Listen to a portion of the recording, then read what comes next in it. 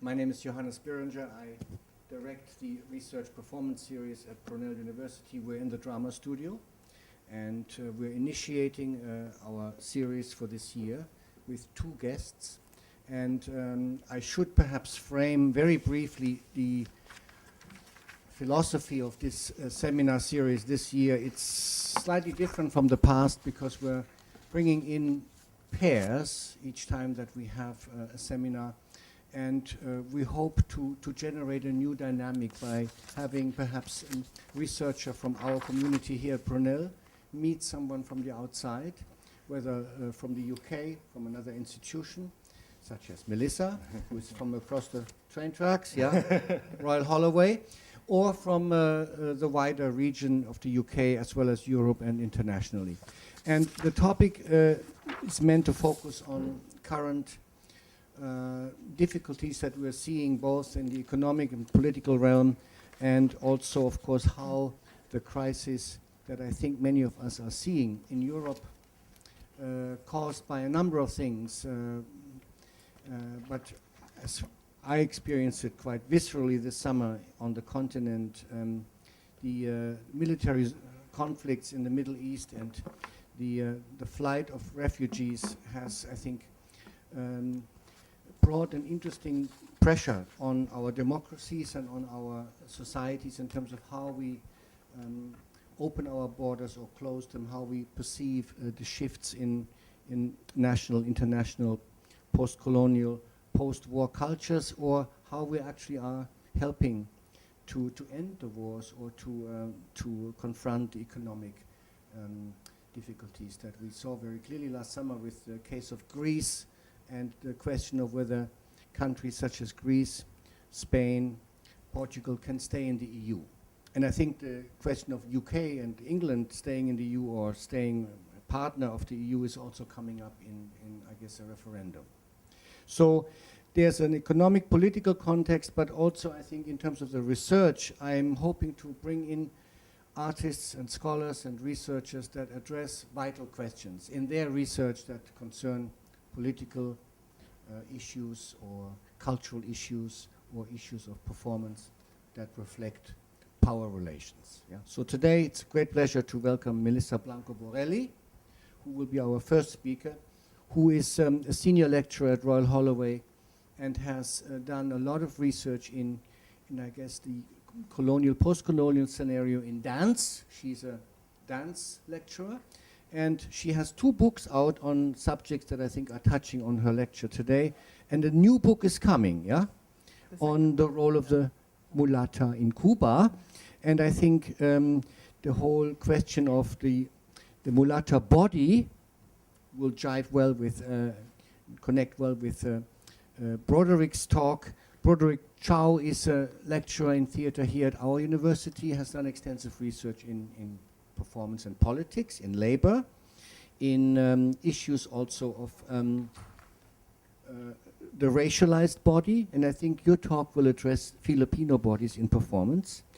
And we're looking forward to how perhaps Melissa's talk on the mulatta body and Broderick's talk on the Filipino body, the animated body, will allow us to have a vibrant debate afterwards. So both speakers will have 30-minute presentations, and then the floor opens for perhaps a response from you or a dialogue between our speakers.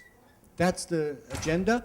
We are not broadcasting live today, but we are going to be uploading the talk to YouTube. The live stream channel is interrupted because it now is no longer free. We have been charged with a huge bill that we can't afford. So we're trying to find a new way to put the lectures up to the wider public. So our first speaker, please welcome Melissa Blanco-Borelli. Thank you. Thank you very much, Johannes and Broderick, for inviting me here to Brunel. And thank you for that introduction, because as I was listening to you speak about the current shifts, the political shifts in Europe, I'm also thinking about, I think it ties in nicely with the current political and economic and cultural shifts happening in Cuba, since its relationship with the United States has ameliorated, and there's now great interest again in this island and what can happen there financially, entrepreneurially, for the Cubans and for interested parties. So it remains to be seen. I think Rihanna just got photographed in Havana recently in the Vanity Fair. So already, you know, there's this big uproar over Cuba. So I don't know. I feel like, will history repeat itself? So I'm speaking about Cuba in the mid-20th century in my talk. And I begin. This talk comes out of my forthcoming monograph, She is Cuba, A Genealogy of the Mulatta Body, November 2015, which examines the genealogy of the mulatta body and her contribution to Cuban cultural production. As a representative of the Cuban national imaginary, the mulatta suffers from the tragedy of colonialism and racialist discourse that deems her body as aberrant, only useful in its ability to incite sexual desire and act as the static iconographic symbol of a racially mixed nation. My work seeks to dismantle these fixed notions of mulatta identity by concentrating on the corporeal power of the mulatta body in theatrical and everyday spaces. So this excerpt is from chapter 2, examines the academias de baile, literally translated as dance academy, but they were in fact taxi dance halls, nightclubs, of early 20th century Cuba.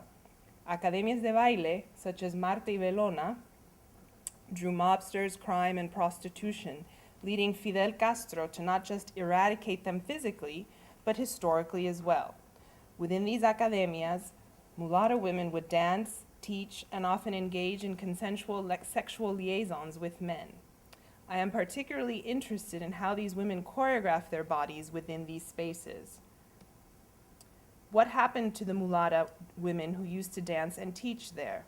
This is just social dancing in Cuba of that time. It's not an academia de baile, but it gives you a little idea of appearances and how the social dance was happening, where the orchestra was positioned, etc. What happened to the mulatto women who used to dance and teach there? How does the power of an embodied history contravene the discursive power of an official history? How did their bodies function as archives, proof, truth, and evidence of a racialized and gendered everyday history of Cuba? Overall, this project highlights the need for a feminist embodied historiography of this significant era in Cuban cultural history, a history that has been rewritten and edited by official post-revolutionary history.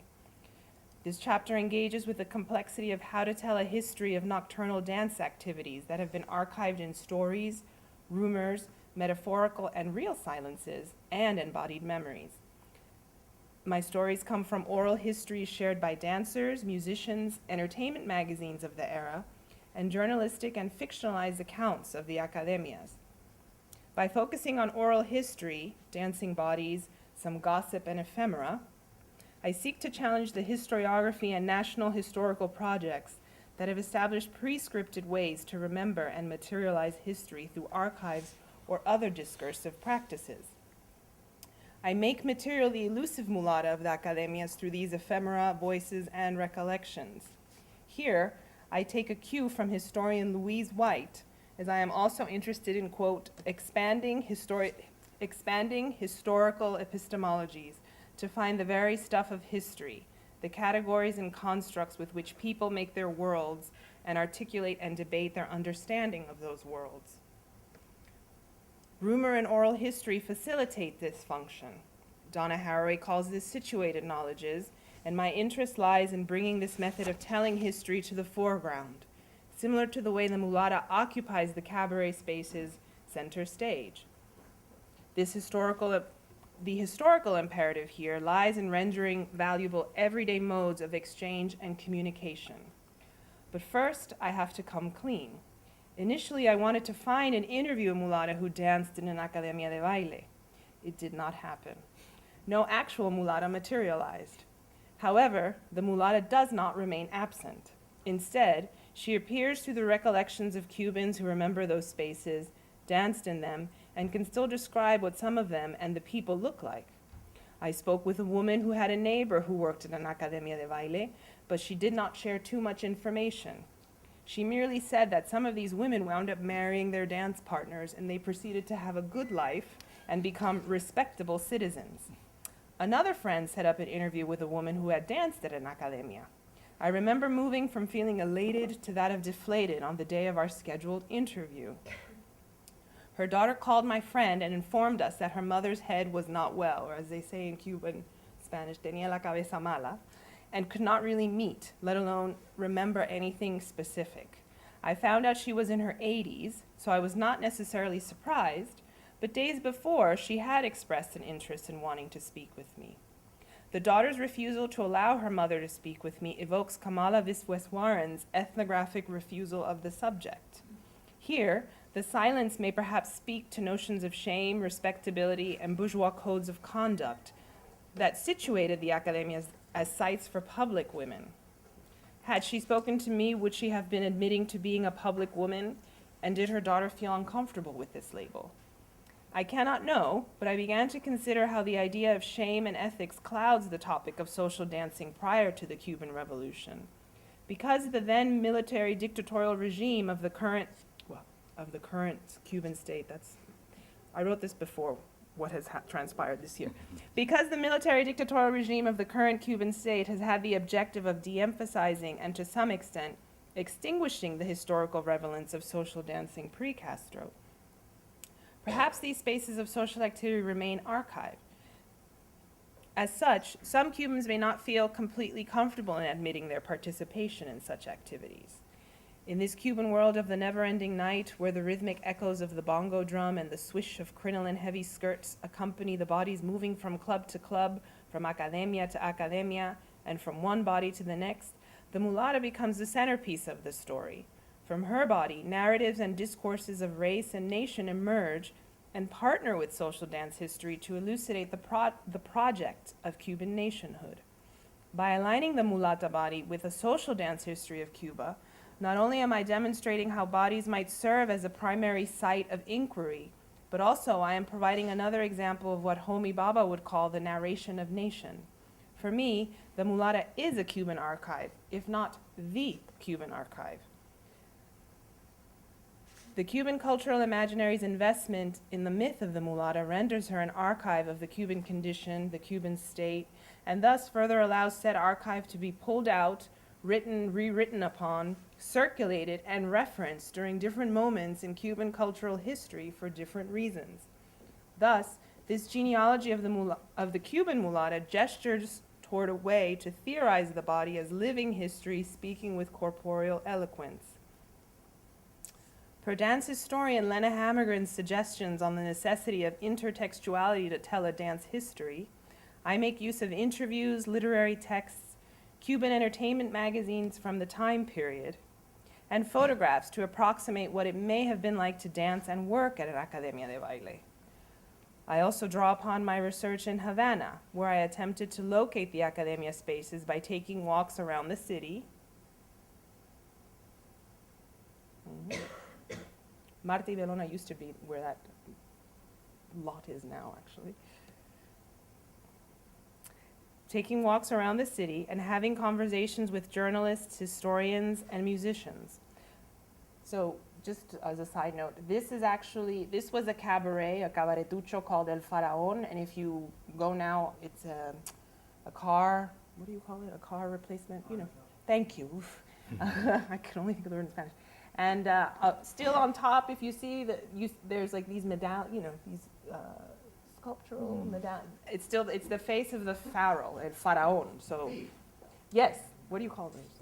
Anyway, yeah. Okay, so much of this relies on I have drawn upon my research in Havana, where I attempted to locate the Academia spaces by taking walks around the city and having conversations with journalists, historians, and musicians. Much of this relies on a shared narrative code of the mulatta to function, in that her absent presence fuels my process of excavation. Outside of a scholarly desire to shed light on the significance of these dancing women's contribution to Cuban national identity, I seek to demonstrate how women's bodies are intrinsically incorporated into discourses of nation and history, establishing a valuable embodied archive that sometimes slips through the cracks. The scenario of the Academia de Baile, the practice space of Cuban social dance and identity, remains as detritus of pre-revolutionary Cuba, fragments and memories, some neatly formed and remembered, others fading or broken apart, similar to the crumbled walls, worn paint, and rubble that characterize contemporary Havana. After the 1959 revolution, the Fidel Castro regime was adamant about eradicating the bars, nightclubs, cabarets, and remaining academias de baile, both physically, many buildings that housed them were torn down or closed after his assumption to power, and historically. Within Cuban revolutionary rhetoric, many of these spaces of entertainment are mentioned merely as aberrations from the corrupt Machado and Batista years, where excesses of capitalism tainted the potential for Cuba to be independent from foreign interests and desires. In Cuba, there hardly exists any published scholarly texts or written documentation of said academias. I met with journalists, musicologists, and Cuban cultural workers who possessed personal archives of Cuban popular dance. Some had written essays that were never published.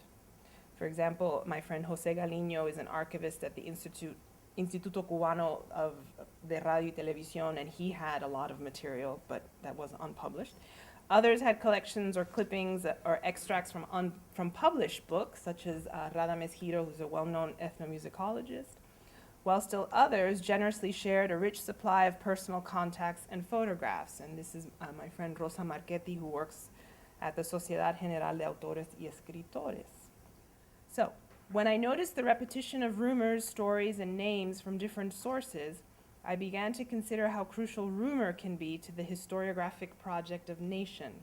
I also spoke with several musicians who played at academias and a well-known professional dancer who would visit the academias. This conglomeration of voices, along with the scattered written archives about the academias, make up the body of this chapter. In terms of methodology, I compiled the names and locations of the academias from the various sources I consulted. And one sunny January afternoon in Havana, I took my list and with my Cuban entertainment journalist friend, I walked to and photographed the sites or buildings, if they were still standing, where the academias had or might have been. So again, this one, so here I think Rialto, Netuno and Consulado streets near a cinema of the same name. So this one would be Havana Sport, if our calculations were correct. And this is a famous corner in Cuba, entre Neptuno and the famous cha-cha-cha called La Engañadora actually takes place on this corner. The cha-cha-cha says that there's a woman who is enchants and gets everyone's attention because she has such a voluptuous body, but it turns out she's put padding in the crucial areas of femininity. So the song takes place on this street corner, and then they say that the academia was on the second floor, or for us it's the second floor. I guess for Europe it's the first floor. Yeah, segundo piso. Okay. I noticed that many were in close proximity to one another because we spent one afternoon, so it didn't take. I mean, it took an entire afternoon, but we walked. So. I noticed that many were in close proximity to one another, a tactic surely meant to lure visitors and keep those nocturnal pastimes spatially contained and easy to access. How many academias could one visit on a single night, I pondered. How then to proceed with a historiographic or even an ethnographic fiction? Often, my corporal reality became integrated in the investigation. Some of the Cubans with whom I spoke directed their fingers or their gazes at me when I asked them to describe what the women at the academias looked like or might have looked like. I know that just because my corporal reality approximates the Cuban visual economy of the mulata, it does not mean that I share the subject positions with those specific mulatas. However, a quick comment from a Cuban journalist, me imagino que eran como tú. Me imagino que eran como mulatonas, así como tú, elucidates how the visual and visceral of my body melds with a national discourse of a raced and gendered reality. His labor of imagining conjures and transforms my body into one of the women who might have danced in the academy. I doubt it is me who he sees, but the ghosts of the other women, those who had to sustain long nights of dancing in hot rooms, wearing shoes that eventually became uncomfortable, smelling the sweat or alcoholic breath of their partners. I present to you now the published and mediated memories of Carmen Curbelo, a mulata rumbera from the 1920s who worked at the academias in the 1930s and 40s. These memories come from an article that Leonardo Padura Fuentes wrote for Juventud Rebelde, a weekly newspaper published in Cuba. The piece reads like the transcript of an interview, but his voice as interviewer is not forcibly present. Instead, Carmen talks here considerably. However, as this is a publication within the ideological apparatus of the Cuban state, the construction of the narrative may adhere to the circulating notions of this type of mulata as public woman. But within this context, her memories still matter, and I will extract some meaning from what she does and does not say. 5 subheadings structure the article: the art form, destiny, la playa, the trips, and nostalgia. In each section, Curbelo shares her memories from that particular period of her life. Her words feature here as much as possible. So what I do in this chapter, I don't have time to read you the entire chapter, I think it's my longest one.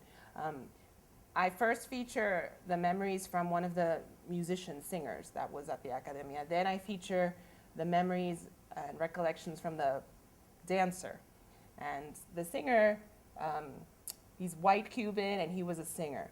The dancer was working class black Cuban and he was a dancer. So it's interesting to see how their identities perhaps could influence how they're remembering and what they did and how they position themselves in relationship to the academias, because Alfonsín Quintana, he says that no, I normally wouldn't have played at these places, but I did it as a favor for my godmother. And I would be done singing and I would leave.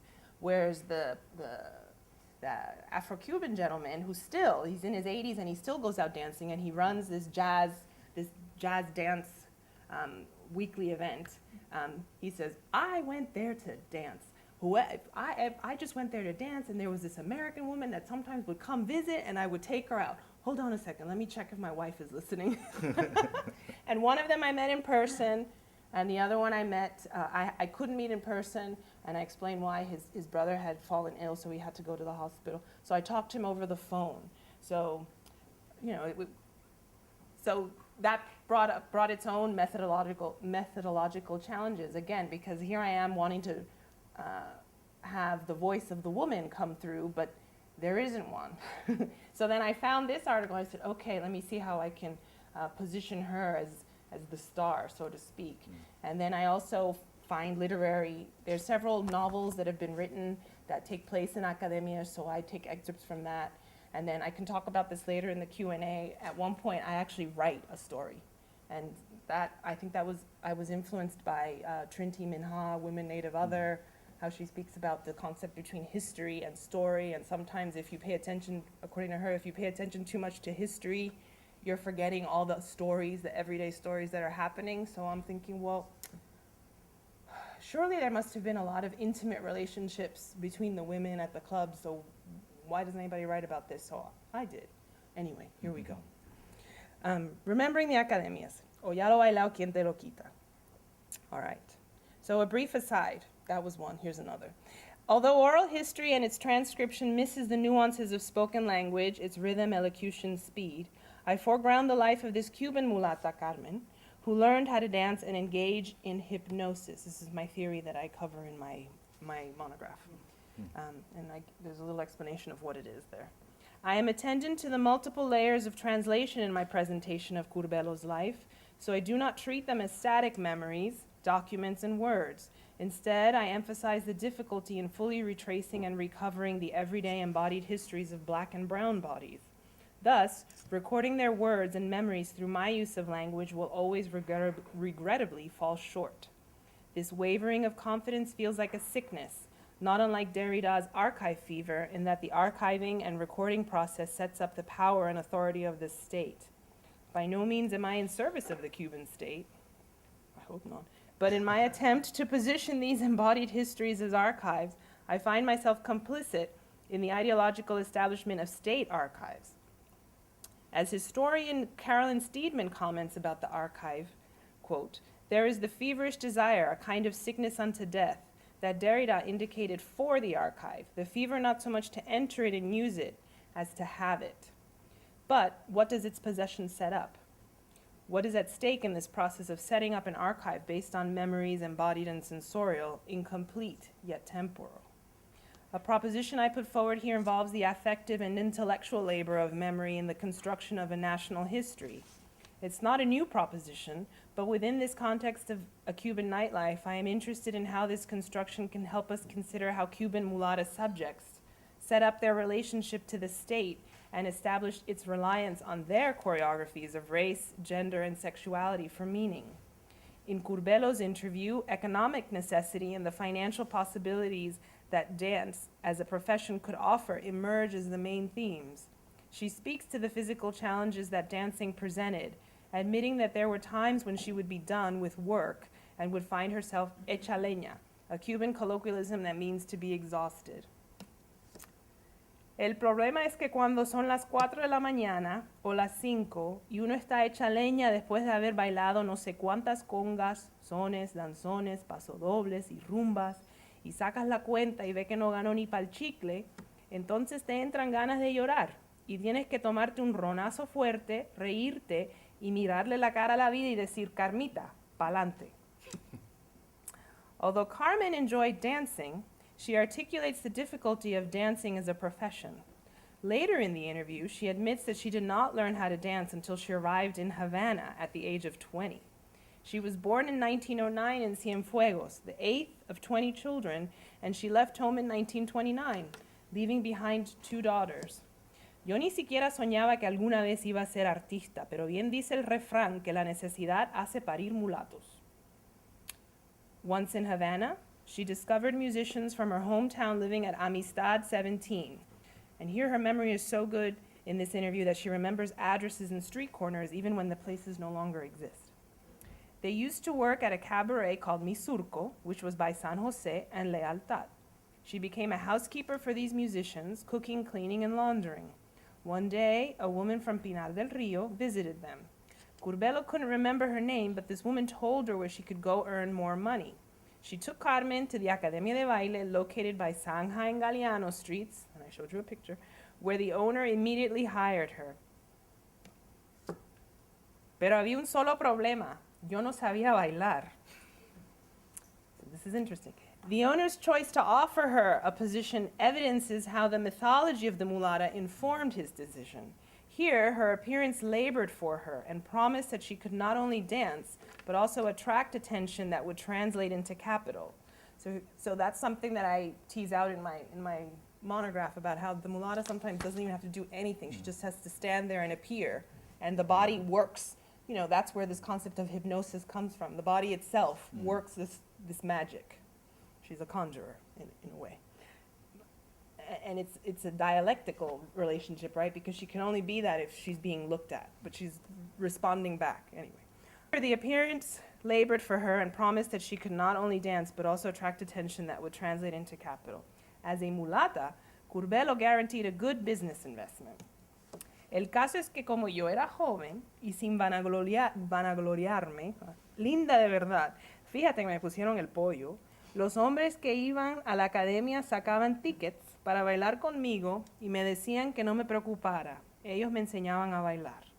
Así empecé a cogerle el golpe al danzón, el son, al paso doble, y lo hice más rápido de lo que nadie se puede imaginar. Nada, tenía facilidad para el baile y al poco tiempo era yo la que daba lesiones.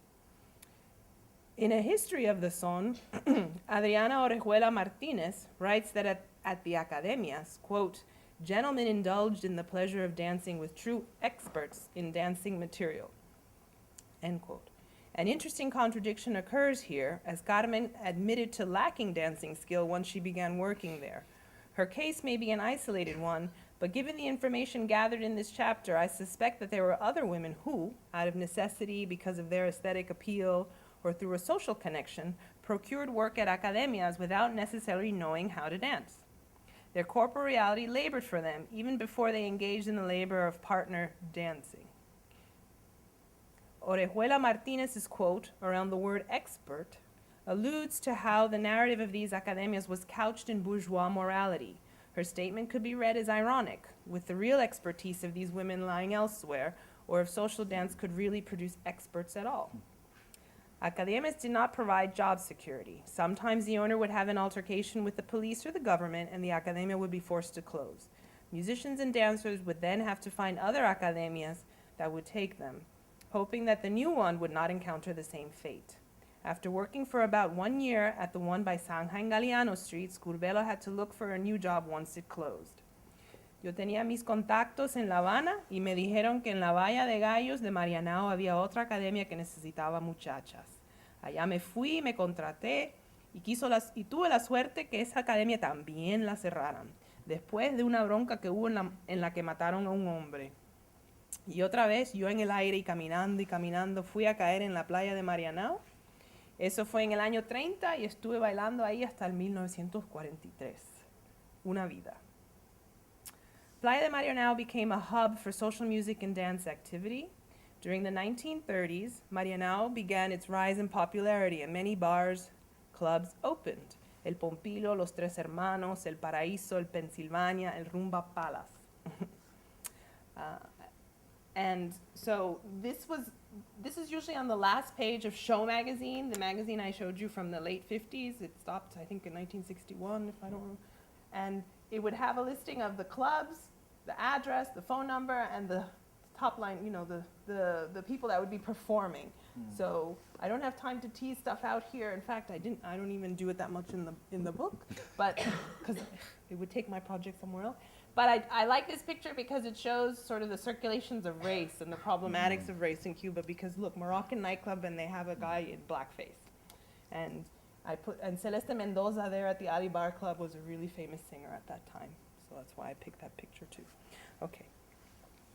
In my attempt to carve out a space for a Cuban popular dance history based outside the lavish productions of the big nightclubs, and to focus on the academia dancers, I do not aim to establish a totalizing narrative about the academias. I doubt this can ever exist. Instead, through this choreography, I like to think of it as a structured improvisation, much like popular Cuban dance. In this choreography involving historiography, oral history, literary analysis, visual culture, and ethnography, and fiction writing, I might make material something akin to what James Clifford speaks to when he states that ethnographic, quote, experience can be seen as the building up of a common, meaningful world, drawing on intuitive styles of feeling, perception, and guesswork. This activity makes use of clues, traces, gestures, and scraps of sense prior to the development of stable interpretations. Just as the bodies in these academias could not always stand still, this chapter posits the instability inherent in telling stories and ultimately in writing a history in which the subaltern subjects need to come into focus. Hypnosis works hard here to give shape to some hazy outline of the Academias de Baile history. The haziness, similar to the aura of the ghost, enables conjuring possibilities, perhaps what dance scholar Thomas DeFrance calls even the, quote, phenomenological hauntings of black performance, end quote, that complicate the consistent fuzziness of history. Thank you. Oh, I went off. No, it started early. Okay. Thank you very much.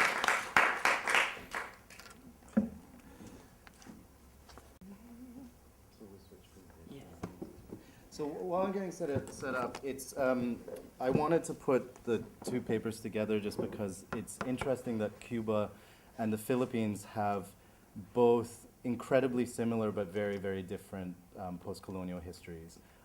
Particularly Benedict Anderson, the historian, points out that that Jose Rizal, who I'll talk about quite a lot in this paper, the Filipino novelist, was influenced by many Cuban revolutionaries at the time in order to inspire the Philippine revolt against the Spanish. And similarly, Cuba and the Philippines have a really strong relation to the Americans, and are in some ways defined by the U.S. But the Philippines has a very, very different relation to the U.S. that we will tease out in this paper. So this work is called Animatedness and the Filipino Performing Body. So I'm going to start with a video. Singing the Justin Bieber, the baby. Dum, dum, dum, dum, oh, Oh,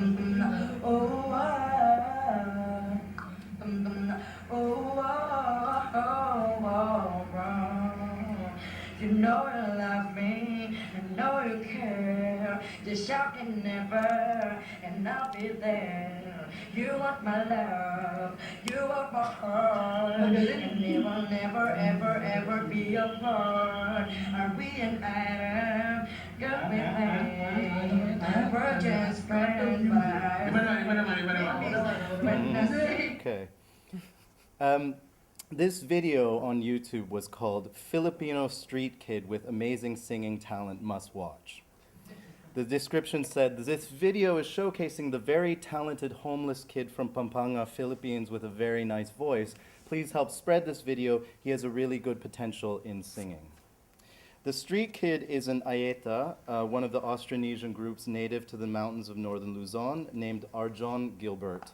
In a second video, he is accompanied, second video is a picture on the bottom. He is accompanied by a white man who goes by the username Jothan Goats, who claims, my wife and I befriended Arjon and his friend DJ Ryan recently, and Arjon helped us, asked us to help him get discovered. But according to the journalist Carmela G. La Peña, Arjon was already discovered 2 years prior to this most recent YouTube video when he appeared on the television show Wish Ko Lang, which means I wish, where he was given a videoke mic, a scholarship grant for sessions at the Center for Pop Music Philippines, Inc., and a contract with GMA Artist Center. And GMA is like the biggest television station in the Philippines, not only in Luzon, but the whole Philippines. 2 years later, Gilbert was still selling handmade flutes on the street in Pampanga. Gilbert's viral fame points to, I argue, a larger phenomenon of Filipino racialization. Gilbert's videos are not an isolated phenomenon. Related videos that appear in the YouTube comments show numerous clips of young Filipino singers performing covers of popular American songs. The top one is actually called Street Girl. It's always street something. Street Girl Bibingka Vendor with amazing voice. The performers are usually outside, framed by tropical foliage at local talent contests in the provinces, which means anywhere not Manila or Cebu. There are often references in the description or comments to Ellen or Oprah, referring to Ellen DeGeneres and Oprah Winfrey, both of whom have featured undiscovered Filipino singers on their television talk shows. So these videos show a spectacle of the brown body surrounded by signifiers of the third world, adeptly mimicking the musical idioms of the Americas. And it's aimed at a colonizing gaze which consumes the spectacle, is fascinated by it, and demands more. So, embarking on this research in 2014, I was chatting with my Filipino mother back in Vancouver, Canada, over Skype. I told her that my next project would examine Philippine performance from large-scale national theaters to social, everyday performances of self. And I'm interested in this paper in particular in that kind of ephemera that has the wasteful performance that comes through YouTube videos, through karaoke, and so on. So I mentioned to my mother that I was interested in these performances in the idea of decolonizing gestures. She nodded her head sagely as if to validate my choice of topic, moving her hands up and down in a perhaps unconscious reference to the Singkil folk dance. She said, Filipinos are very graceful in their movement. We are very natural performers. Even Filipinos are not exempt from buying into the stereotype that Filipinos are not only good performers, but natural ones. It's a point of cultural pride for Filipinos that we love singing and dancing and are overtly theatrical or dramatico, setting Filipinos apart from other East Asian ethnic groups who tend to be stereotyped as inscrutable, quiet, or emotionless. This perception, though, has negative connotations as well. Filipinos are supposedly overdramatic, overloud, showy, fussy, demanding, or maarte, which is a Tagalog term which means showing off or overacting. But I asked a friend, the Manila-based playwright Josh Limso, to translate maarte, and he said it's like acting like a fussy woman, apparently, in the idiom. Furthermore, the stereotypical perception also holds that while Filipinos may love performing, their performances lack authenticity, for they merely mimic Western forms and idioms. This two-pronged stereotype of Filipinos as both highly skilled singers and dancers and excellent mimics enables an elision between subject and object, from the Filipino performer to the Filipino as performing body, and it marks the Filipino subject's circulation within a neo-colonial system of transnational labor and exchange. The Filipino performing body appears in a number of domains, including viral videos, pop music, musical theater, but also cover bands who perform in five-star hotels, hostesses and entertainers in Japan, call center workers for multinational corporations, and the everyday performances of millions of Filipinos around the world who perform affective labor as overseas contract workers. In the global conditions of its labor, the Filipino performing body is defined by its adaptability and flexibility. So, at the risk of creating a general theory of Filipinos, I argue that what unites these aforementioned appearances of the performer is a perception of a lack of agency. The Filipino literary theorist Epifanio San Juan evocatively describes Filipino subjects as belonging to the world, which is good and bad. It suggests a kind of global citizenship, but it conversely also suggests that the Filipino is owned by everyone else. I therefore conceptualize the Filipino performing body as animated in its double sense. On the one hand, it's lively, and on the other hand, it's moved by external forces outside his or her own volition, as in the cultural theorist Sean Nye's conception of animatedness. Animatedness in Nye's reading is an affect that adheres to racialized subjects who are excessively emotional, in other words, controlled or moved by their own emotions. But in this paper, I want to supplement Nye's reading. The animated performing body is not purely moved, for the affect of animatedness is always produced or performed from somewhere, from the body itself. Thus, framing the Filipino performing body within the theatrical might hold the potential for decolonizing gestures by drawing attention to the work of being dramatical. I'll explore this reanimation in the theatrical through two examples: the appearance of Filipino performers in the West End musical Miss Saigon, and more speculatively, the audition of young Kundiman singer Juvie Pelos on the television show The Voice of the Philippines. While both of these examples, commercial musical theater and commercial television, exist firmly within a globalized system of labor, I suggest that they index an alternative standpoint, another means of thinking the Filipino subject. So, reflecting on his career in 1988, the cultural anthropologist Renato Rosaldo writes, quote, "When I was a graduate student contemplating fieldwork in the Philippines, one of my professors warned me that Filipinos have no culture," end quote. What Rosaldo's supervisor meant, perhaps, was that the Philippines had no singular pre-colonial or tribal culture, untouched tribal culture, that he might see, and that he better seek elsewhere for a richer source of ethnographic data. Rosaldo ignored his advice and began years of fieldwork in the mountains of northern Luzon, developing his concept of imperialist nostalgia, in which he says people mourn the passing of what they themselves have destroyed. While this is often applied to new representations of the colonial journey, in the Philippines, imperialist nostalgia seems to originate from Filipinos themselves, as Rosaldo discovered when they told him that the Philippines does have no authentic culture of its own. After all, they said, what could one expect from people who had spent 300 years in a monastery and a half-century in Hollywood, meaning Spanish colonial rule for 300 years and 50 years of Americans. So the multiplicity of Philippine cultures, with a plural, complicates attempts to define authentic Philippine performance and perhaps identity. Unlike some other countries in Southeast Asia, there is no singular tradition of performance that is associated with the Philippines in the way that, for example, wayang kulit is associated with Indonesia. What some consider native forms, two examples here, comedia and zarzuela, these actually originate from Spanish forms, but have been hybridized quite a lot. And vaudeville, which is the other very big form in the Philippines, is actually derived from the word vaudeville, so American form. So the absence of an already fantastical, authentic cultural tradition has produced this perception of Filipinos as especially skilled at imitation. For Pico Iyer, writing on the musical traditions of the Philippines, The Filipino is, quote, master of every American gesture, conversant with every Western song, and therefore plays minstrel to the entire continent, end quote.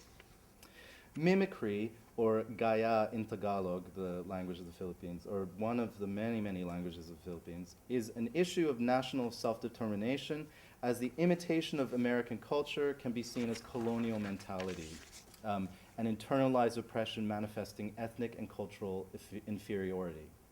Performing like Westerners is assumed to be part of a larger historical process by which Filipinos come to prefer foreign-made products, watch Korean soap operas instead of telenovelas, attend Hollywood films rather than their own very well-established film industry, and most controversially, move abroad for work. Mimicry was also a concern in the beginnings of the modern Philippine nation-state. In Jose Rizal's novel Noli Me Tangere, which is considered the inspiration for the Philippine revolt against the Spanish, the novelist depicts a grotesque vision of mimicry in the figure of Doña Consolacion, an old Filipina, quote, an old Filipina much painted and rouged, end quote. Consolacion is a native woman married to a ruling class Spanish friar with pretensions to Spanish identity in her dress and manners. While she is barely able to speak or understand Spanish, she pretends not to understand Tagalog either. Consolacion is Rizal's caution against colonial mentality, and his political intervention lies in depicting the gap between the performance and the authentic self through satire. Hence, while Consolacion mimics the dress of upper-class Spanish women, her clothing is all mismatched. Her camisa is not silk, but flannel, and she strides around San Diego, Manila, chomping a big cigar. In other words, Consolacion's performance of mimicry is not at all successful. But in contrast, today, concerns with colonial mentality center on the fact that Filipinos are perhaps too successful in their performances of mimicry. As J. Lorenzo Perillo writes, quote, by reaffirming how commonplace American culture fits onto Filipino bodies, the mimicry stereotype breathes new life into colonialism by asserting the ordinariness of empire, end quote. Filipino performativity, in other words, supports what Neferti X Tadiar calls the unalterable fate of the Philippines as kept mistress of the United States. The Filipino subject is viewed as pliant and adaptable to the forms and idioms of the West, rationalizing a post-Ferdinand Marcos economic policy that has made the Philippines heavily dependent on remittances from overseas contract workers, or OCWs, who make up 13.5% of the Philippine GDP in total. Labor is the largest export of the Philippines by far. While a small percentage of this labor is manual, for example in Dubai and in the UAE, the majority of OCWs spend their natural talent for mimicry in affective labor, nursing, childcare, palliative care, domestic service. The Philippines is also a favored destination for what is called business process outsourcing or call center work, owing to the natural grasp of the English language and Western idioms. In 2013, the actual number, so not per capita, but the actual number of call center employees in the Philippines surpassed India, a country with a population 10 times greater. Performance, I suggest, erases the historical, political, economic, and ideological circumstances of Filipino labor. This erasure has a gender dimension as it naturalizes the commodified, historically masculine labor as surplus value of the OCW as activities of reproductive or feminine labor. For example, Filipino women are often perceived to be wonderful nurses, making their labor of care part of the person as opposed to part of the job, despite this natural role actually being the product of a sustained campaign of American post-war politics, including the creation of nursing schools and specialist visa. Indeed, as Catherine Sinisa Choi has demonstrated, the work of nursing was perceived as menial and undignified by most Filipinas in the early 20th century. So how then does cultural performance, or can cultural performance, contribute to or challenge this system of performance as affective labor in everyday life? In the following section, I'll explore examples of Filipino mimicry through Nai's concept of animatedness, an affect whose double structure might provide us with a way of opening a gap between subject, body, and performance. So I'm going to show a little bit of this video first.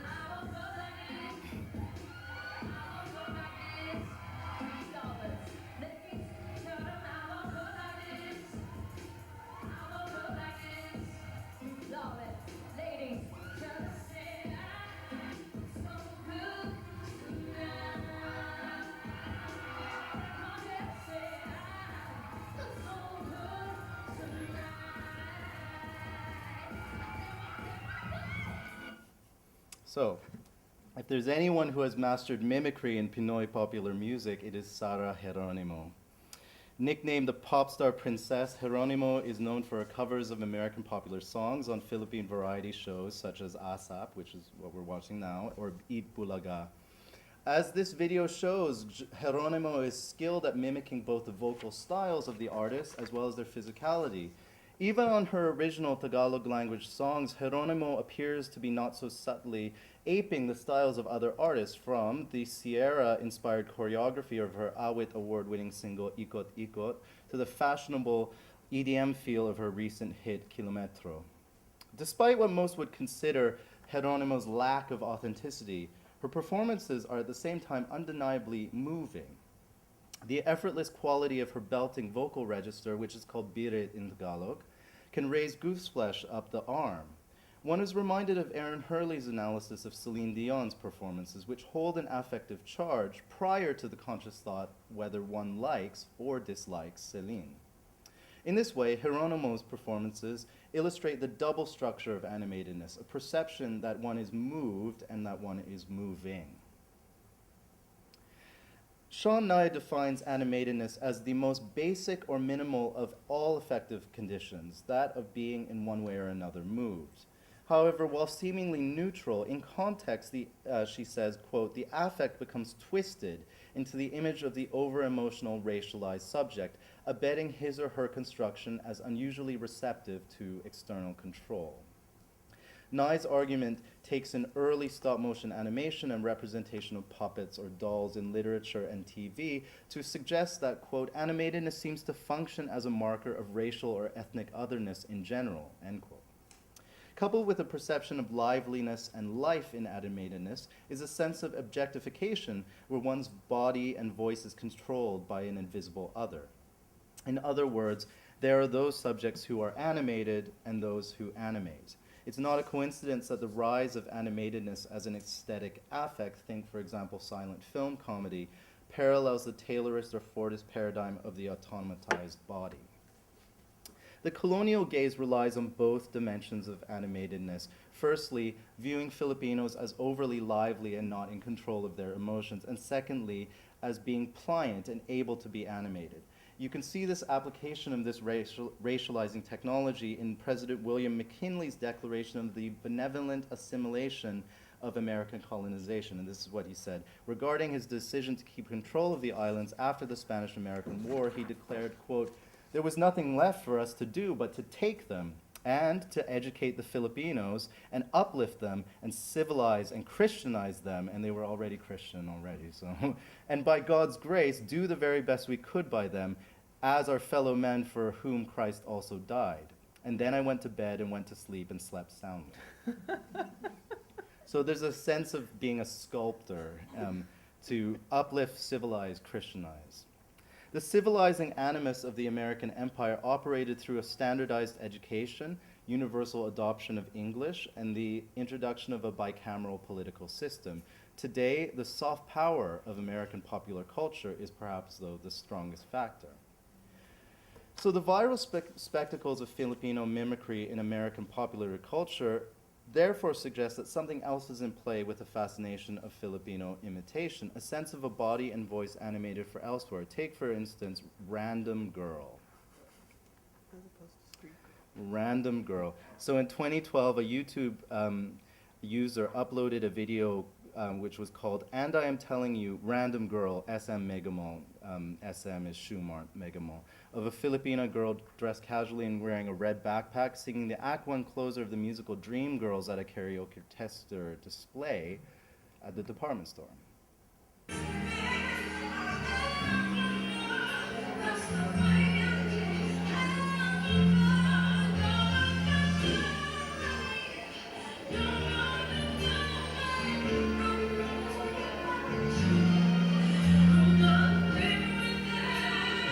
So it's a kind of uncanny affect that it produces.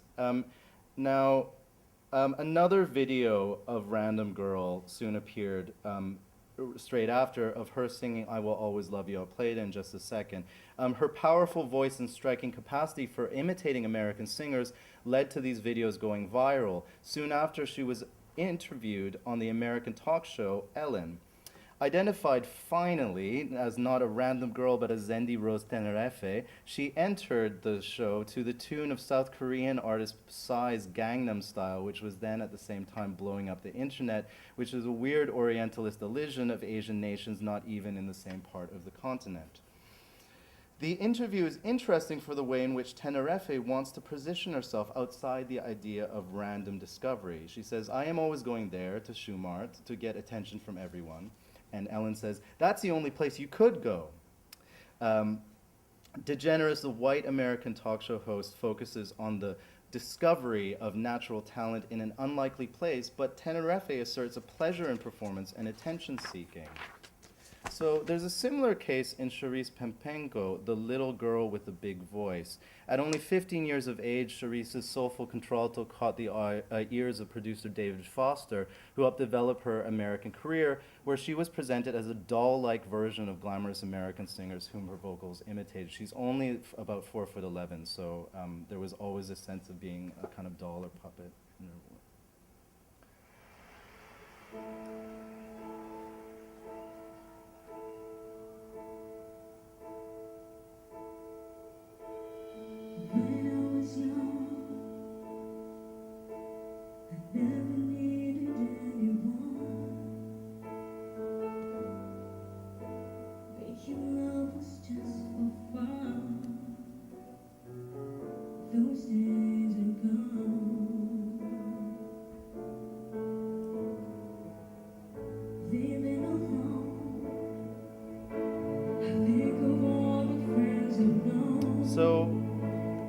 So I think what I wanted to point out with these videos is the way in which there's no denying that they are very, very good singers, right?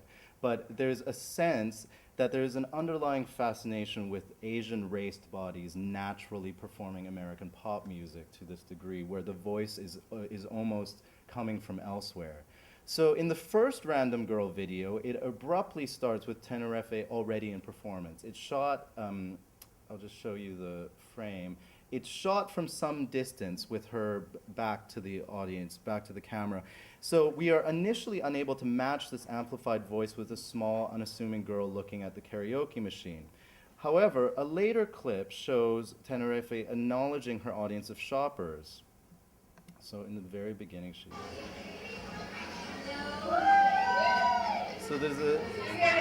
already knows that there's an audience in front of her.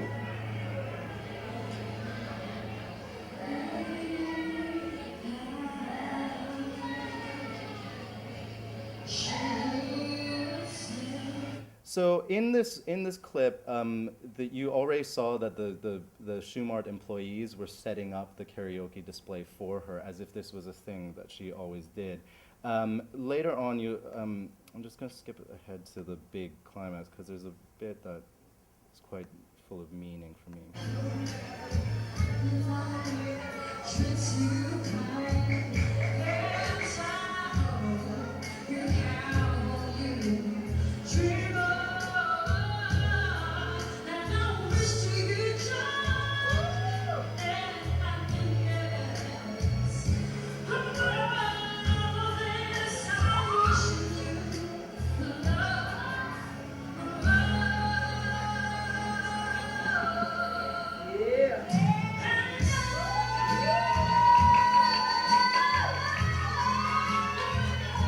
So that little melisma that she does, the ha, it's I think full of meaning there. It's just three notes, but it's higher than what Whitney Houston hits on the original song.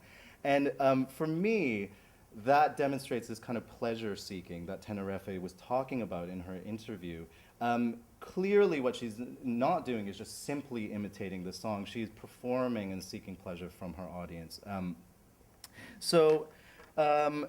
So this later clip, I think, is much more clear in terms of the way in which a theatrical nature can disrupt a Filipino racialization. But the earlier clip shows a way in which certain framings can create a disjuncture between the voice and the racialized body, as if the voice is separate from the body and animating it. And I'll just show you one more example of that at work. This is, it's shared by other clips of very less famous viral Filipinos, such as this, which was called Guy Singing Like Celine Dion.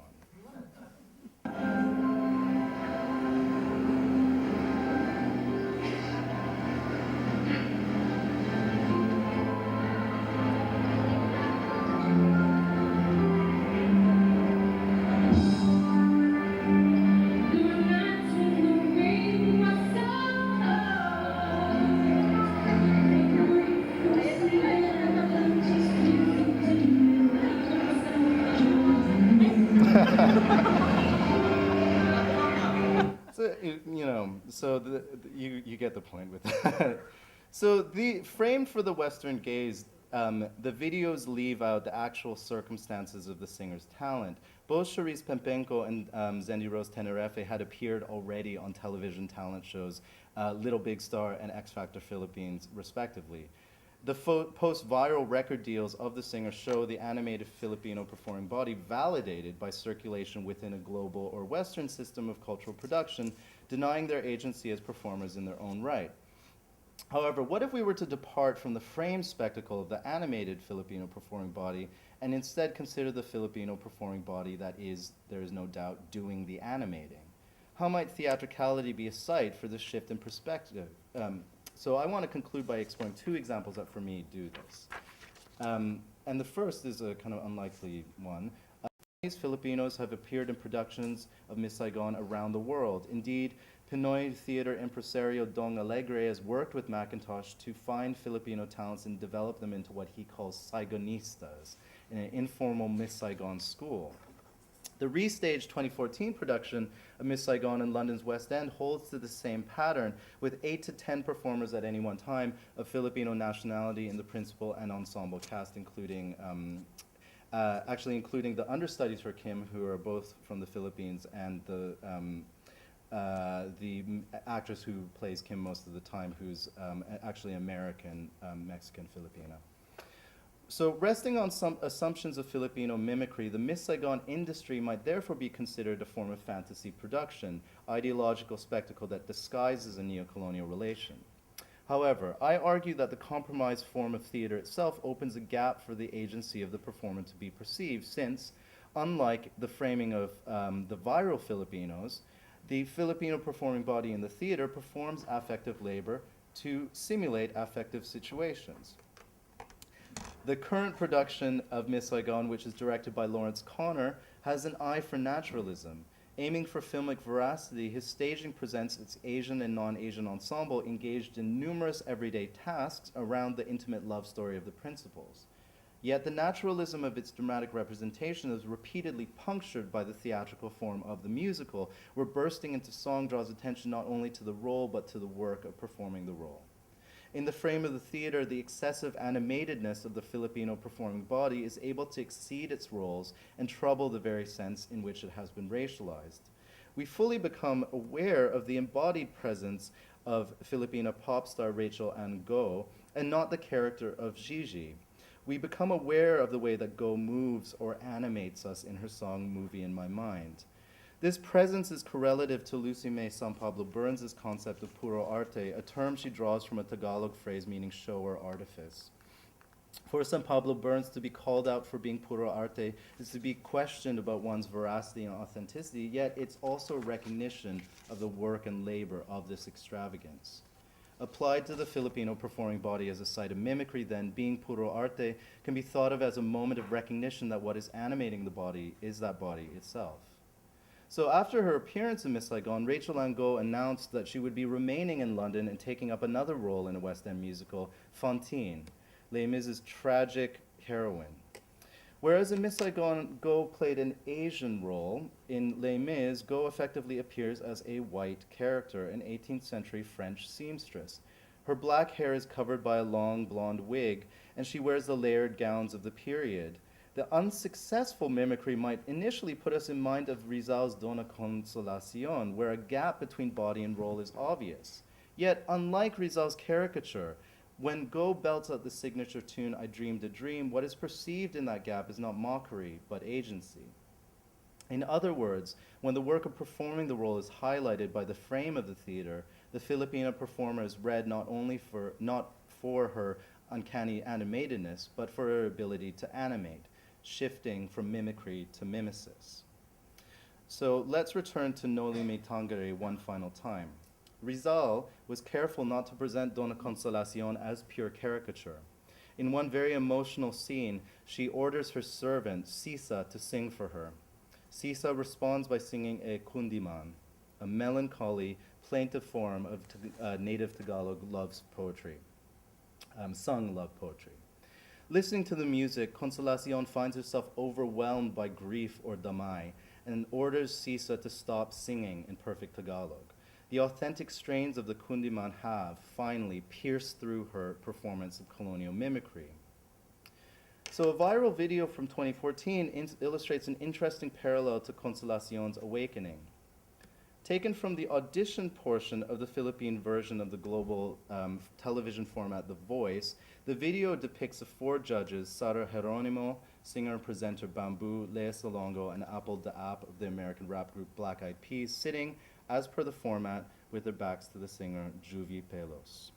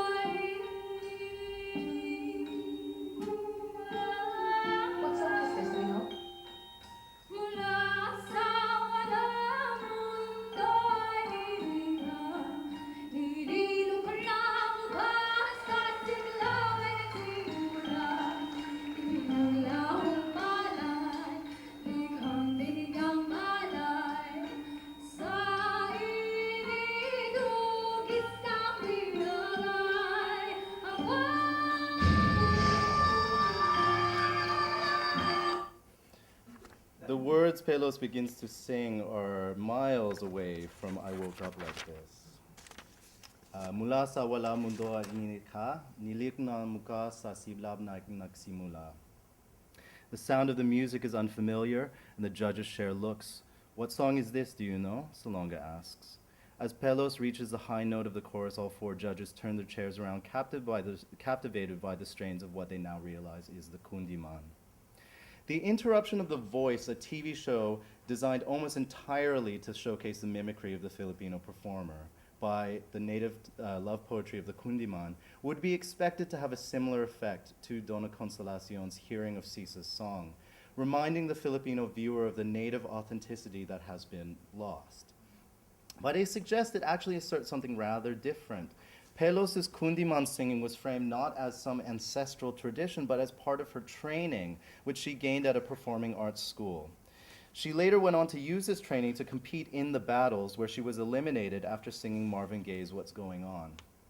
The traditional folk song, in the globalized and compromised fakeness of a television show like The Voice, indexes not a return to nativist authenticity, a search for Filipinization, but rather what we might call the Philippines' mestizo-ness, the capacity, among other things, to speak in different registers, as if one's identity were overlaid and occupied by other possible ones. In other words, the liminal racialization of the Filipino performing body carries world-making or transformative potential viewed from the perspective of its possibility for asserting difference and ambiguity by foregrounding the discursive constructedness of subjectivity. Rather than holding to the recognition of Filipino subjectivity as a goal, by beginning from an absent center, Pinoy performativity might remind us that a subject only becomes recognizable and can act as such by conforming to certain regulatory matrices.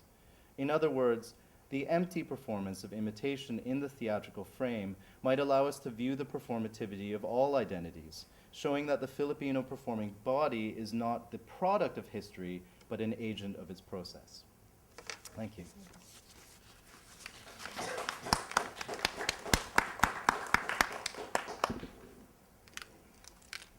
Thank you very much, Melissa. Broderick.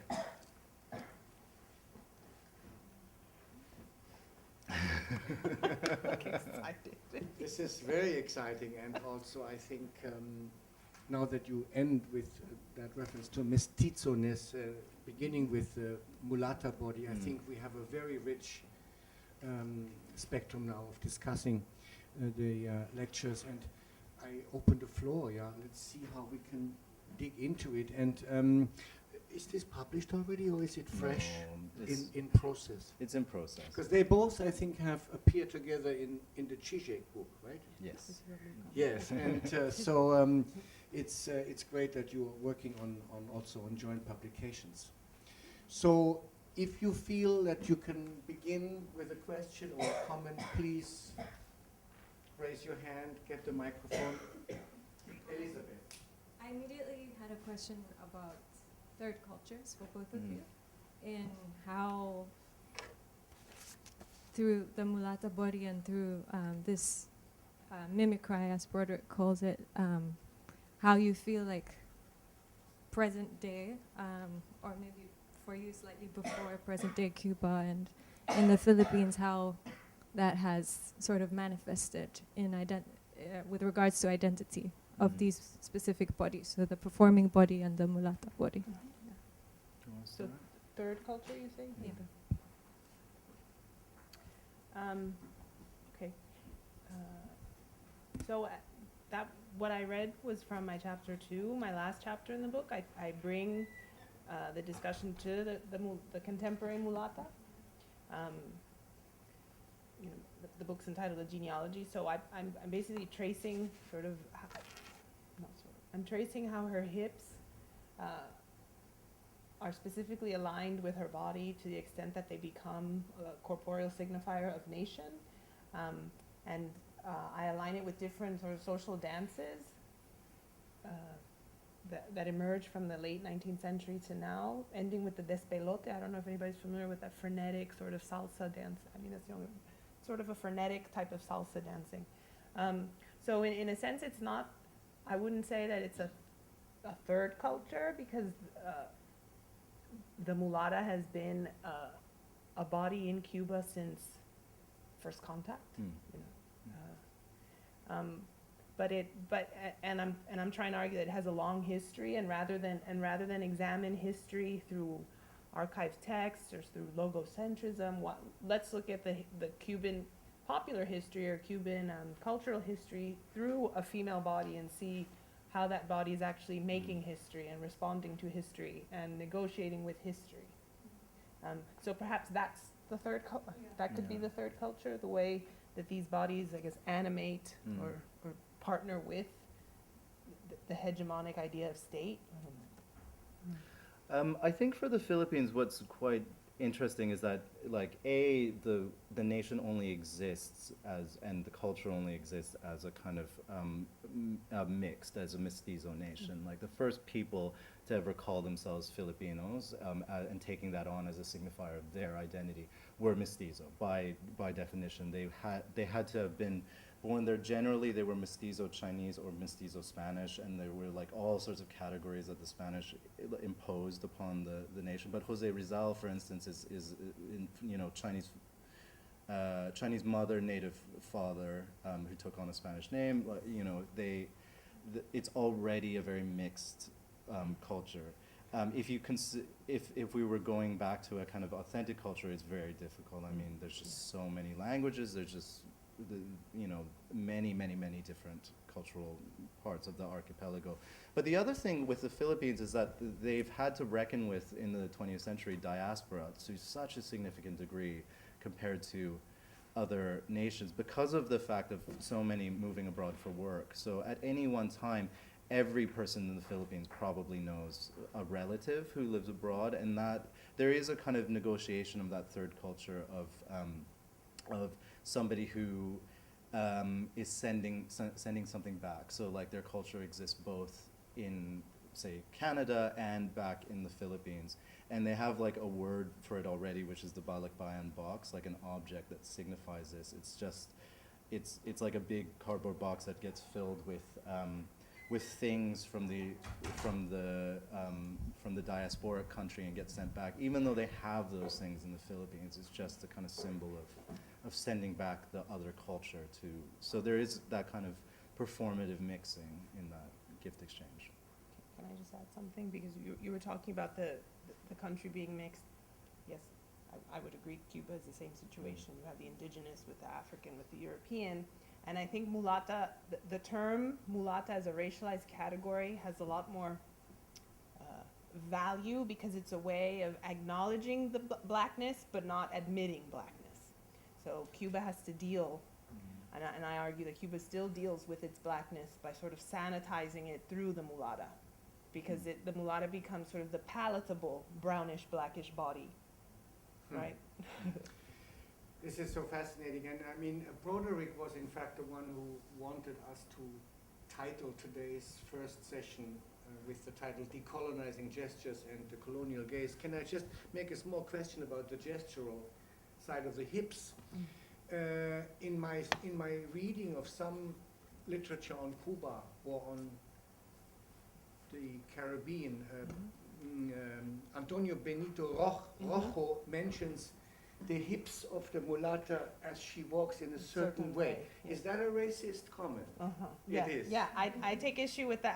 I mention it in my book, because for Benitez Rojo, this idea of the black Caribbean woman, the brown Caribbean woman walking in a certain way, it's sort of articulating a naturalness to that sway. So as a body dance scholar, I'm saying, well, actually, it's a gesture that's learned through different labors. So for example, if you look at 19th century lithographs or pencil drawings when the Europeans were going to Cuba, the Dominican Republic, the French Antilles, and even Brazil, you see a lot of the black and brown women would carry these big baskets on their head. And if you think about what the spine and the hips have to do in order to balance that basket, so I think in one of my chapters I talk about how that's a type of labored choreography that you have to learn. And then in one of my chapters that I look at the casas de cuna, which were the precursors of the academias de baile, I speak about how the women had to learn how to move their bodies so they could attract attention, so they could get capital, so they could have European men finance them. So you learn. So I'm saying that mulataness is a type of choreography that you actually have to learn, that it's not something that is innate per se. It circulates and people learn it from other bodies, but it's not something that just emerges, even though there's a huge cultural investment in Cuba in mulataness as something natural and inherent to Cuba. So it's this tense dialectic, I like to call it, yeah.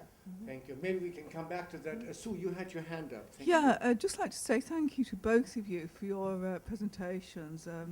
Very stimulating, and Very interesting. Now, I just had a question for Broderick, and this is to do with identity construction and, you know, the subject. Now, and it was actually just to clarify something for me. Now, you were talking about, I guess, this notion of mimicry, but then being changed into something else, being changed into a creativity instead. So, is that what you were saying about the about this particular identity, about the? I'd say that the mimicry is always in some way generative and creative, that it requires, and more that I think not necessarily like needing to be creative, but perhaps thinking about it as a form of labor as well, that there is a kind of learned skill towards producing that mimicry. So the idea that Filipinos are very, very good singers is, you know, something that kind of circulates as being natural to the island, but really comes from a kind of social, a social imperative towards singing at karaoke, towards singing and performing on stage in talent shows, in kind of community musicals, and I think that performance. It's something that has a kind of distinct community identity in the Philippines. Like even the word for it, palabas means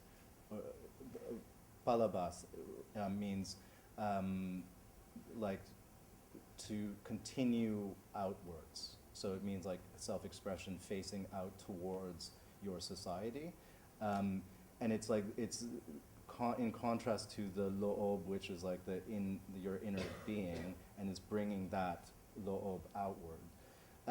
So it means that is like very kind of rich and strong there, but it's quite forgotten in colonial readings of the Philippines, because they focus, for example, ethnomusicologists who say, oh, there's nothing particular about the music of the Philippines. Original Pinoy music it sounds just like American music, but they're using Tagalog language on it. But actually there's a kind of sense of skill and labor involved in the production of that thing that sounds like something else that is not. And do you think this notion of creativity, which you're saying seems to be present, can you extend that then to other areas outside the arts? Do you think that it might be something else that's part of, you know, this identity? I think there's colonial identity, or I think you can, and other people have done it better than I have. Neferti Tadiar, who's she's a cultural theorist at Barnard College. She's written, you know, for me, the magnum opus on this idea of Philippine historical experience, and she looks for those moments of connection between, for example, carers, women who work as carers, and the way in which they form these affective connections way beyond what people consider in terms of their role as carers, with each other, with their community, while maintaining a diasporic link towards the homeland, etc. So there is a kind of creativity in that, as well as a recognition of the labor that I find very important. thanks. By the way, I completely missed the beginning when you introduced the academias. They were not academies in the sense of dance schools, they were clubs. Clubs, yes. But when you then mentioned Carmen Corvelo, with beautiful photographs, the middle one says in her glory days. Right? Yes. And there's always that notion of back then. But and you say she was considered to be a natural because she actually hadn't trained dance, but she could dance anyway. she could dance, and she eventually left So the academy academia. is an ironic concept. Yes. Ah. And she's in a movie, and I've tried to find the movie and watch it, but I can't. It's with Carol Lombard, and she talks about how she made like $100 back then, and it was so much money she couldn't believe it. Yeah. Other comments, questions? I find it so fascinating that your dance archive or ethnography is on social dance, because again, you know, in the performance studies, we generally don't have so much entryways into that, and not even, I think, in the archive repertory book is any reference to social dance. Right? No, it was really quite a challenge, because I mean, think about it. I'm writing about social dancing in spaces that no longer exist and are delegitimized, and there's nobody really to talk to that can be like, yeah, I worked, and I used to stand at the bar, and people used to buy me, Given how much some of us in the older left admire Che Guevara and Fidel and all the revolution, how come they had such a fear of female dance or even homosexual theater artists? Yeah. So it was predominantly in the 70s, when the revolution happened. I think the Tropicana closed down in the mid-60s, and then it eventually reopened. They closed down because any type of public gathering, particularly surrounding dancing, could perhaps incite anti-revolutionary behavior. So they did not feel comfortable with supporting that. So that's why there was a decline in clubs and social dancing. It doesn't mean that the Cubans weren't dancing, but it became more of a private affair. And then in the 70s, and there's a really good book by Vincenzo Perni that I refer to in the 70s and 80s. So the Cubans started listening to a bit of salsa bailable and like a little bit of American music. So there was sort of a turning away from Cuban music per se. Yeah, but then the 80s I mean, and 90s. again, these complicated histories, when they are interrupted by revolutions Yes. or counter-revolutions, I mean, imagine the kind of complexity that then arises, and Yeah, and then there's a link. Can I Yeah. Oh, so then I make this analysis of that there's a link with the lack of social dancing to now the mulatta is no longer a commodity. In the 70s and mid 80s, I say she becomes mulatta as a socially responsible citizen, and then but then the fall of the Soviet Union, Cuba loses its economic support. So in the early 90s, it's like, well, how are we going to get money? Tourism. How are we going to get tourist money? Bring the mulatta back. And they do. And she's back.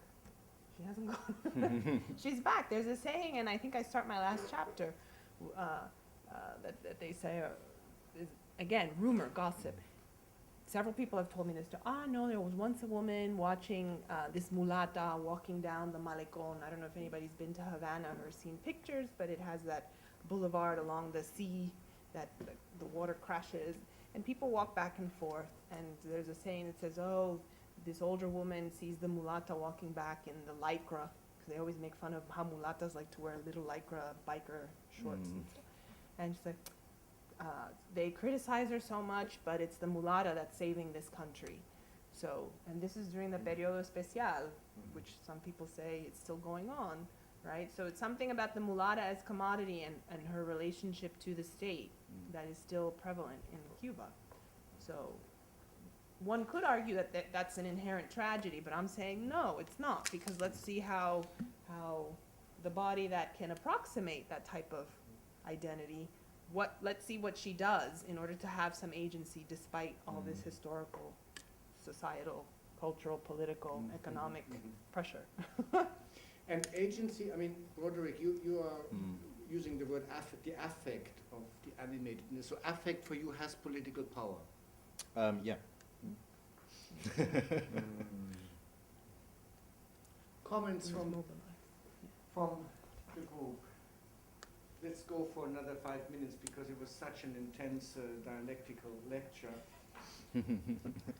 And our MA students were in the theater last night seeing a show where I think some of the students from the undergraduate program, they said afterwards when we were at the Sadler's Wells, we saw a piece by a Barcelona group called La Brunel. Yeah. And some of the undergraduates said, what did we just see? I have no clue how to read this, But I think we had a lot of animated discussions on the way home, and we tried to sort of look through the choreography and look through the images, and it's very fascinating to see how, like Broderick, the idea of the animated, it is kind of the puppet, someone pulling strings, but at the same time the puppet then becomes independent of the strings. I find this a very powerful image. Petrushka. Yeah. Yeah.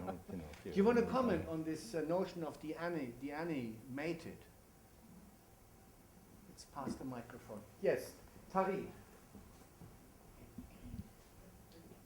If you have not met Tariq, El Sanouri is our new PhD student, just started today. Wow. In relation to the puppet that is animated, I wanted to know about reflexivity in both of your research, and in particular reflexivity of the subjects of your research.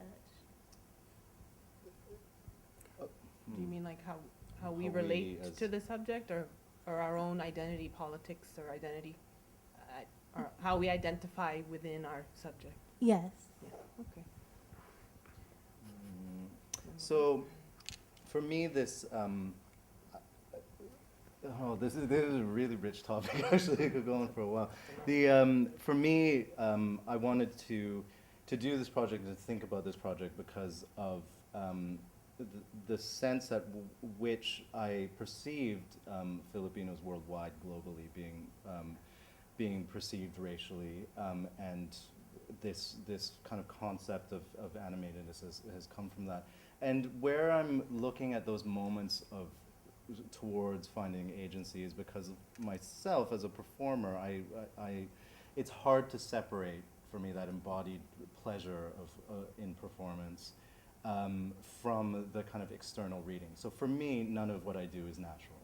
You know, it's all kind of long, learned, skillful, skillful thing. It's a choreography. It's vocal training. It's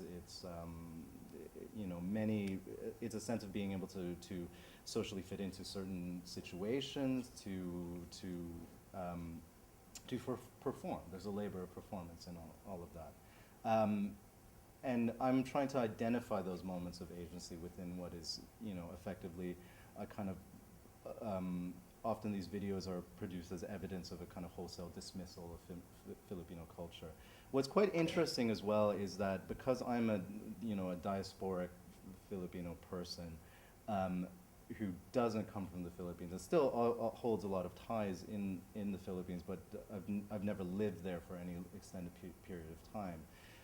When I presented kind of similar work at Shanghai Theater Academy in panels where I was meeting Filipino scholars from University of Philippines, Diliman, etc., they really resented this idea of the idea of taking Western forms and trying to find something redemptive in them, because for them the standpoint should be always a kind of rejection of this, because this is what the theater companies want to reject. They don't want to do any more American musicals. They want to do Philippine theater. And of course the question then becomes, so what is that, and whose Philippine theater are you going to assert? So so positioning myself is definitely as somebody, a diaspora is really important in my reading of this, but it's also, I think, as I said before, very important in terms of the Philippines and its current political state, as it has been for the entire 20th century in some ways.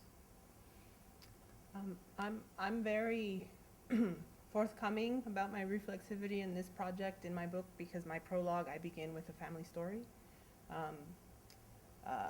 So it all started, this project started when I went to Cuba for the first time to do research. I just remember going to Cuba, and it has that culture of men catcalling. So I get and I remember I kept getting called mulatica, mulatona, I kept getting interpolated as mulatona. I'm thinking, okay, I guess here this is what I said, because my father's Cuban, my mother's Colombian, but I wasn't raised a lot with my Cuban family. I was raised mostly with my Colombian family in New York. So I've always identified more as New York, Latina, mixed there with the Puerto Ricans and the Dominicans and right. So anyway, so then my body was laboring for me in Cuba. And then I start doing the historical research of the 19th century, and I start piecing together, okay, so there was 19th century concubinage, and the women would sometimes have affairs with European men and have children. And then I would start asking my grandmother, I would start asking family members about how come I'd never seen wedding pictures of this grandmother or what. So I start realizing, oh, I have a huge family history that resembles this history that I'm trying to unravel through the body. And so there was a point in my research where I just couldn't do it because it was too personal. But then I also didn't want my research to be that kind of navel-gazing type of scholarship where it's about me, me, me. So I had to learn I read a lot about autoethnography and the performative eye and how to conjure up a truthful subjectivity, but that still honors the other subjects that you're speaking about. So in my book, I weave through a bit of family history with some fiction, some histories, because I think that's part of sort of my feminist prerogative, kind of to create new ways of thinking about embodied histories by and of women. So if that makes sense. Yeah. And you made a very beautiful comment at one point in your talk when you spoke about the missing archival information, and you wrote a piece of fiction a little bit, yeah? Fictive ethnography. Fictive ethnography, yes. That's because I think to myself, look, there's all these historical fiction books that they write about this queen or that queen and that woman there, and I'm like, well, why can't there be historical fiction about, you know, brown women? Like, hell. Especially if you've done the research and you know the history. Why can't I? So that's what I did. And not to forget your reference to rumor as an aspect of, you know, ethnography and fieldwork. Yes. In the same way, but for me, I know nothing about karaoke. I could not say anything about it. I've actually never been in a session. Have you sung? Many times. Are you good? Are you good? I bet See, you are. I'm totally ignorant of the genre. Of karaoke? Yeah. Well, we should go. Yeah. Well, it's been a wonderful and very, very exciting session, and I'm sure you agree. So thank you so much Thank you for for coming, having me. Melissa, Thank you. Broderick, Thank for you. starting this again, because you were with us last year. And thank you all for attending and for your questions. And Tari, several of you will be involved in this series, and we're already following up with a session next week, and then there's a 3-week break. And we have Olu Taiwo coming, Nigerian British choreographer, and Jaime Del Val from Madrid. Oh, yeah. So I hope that Jaime will perform a little bit here. So please join us next week, and thank you so much for coming. Thank you. Thank you.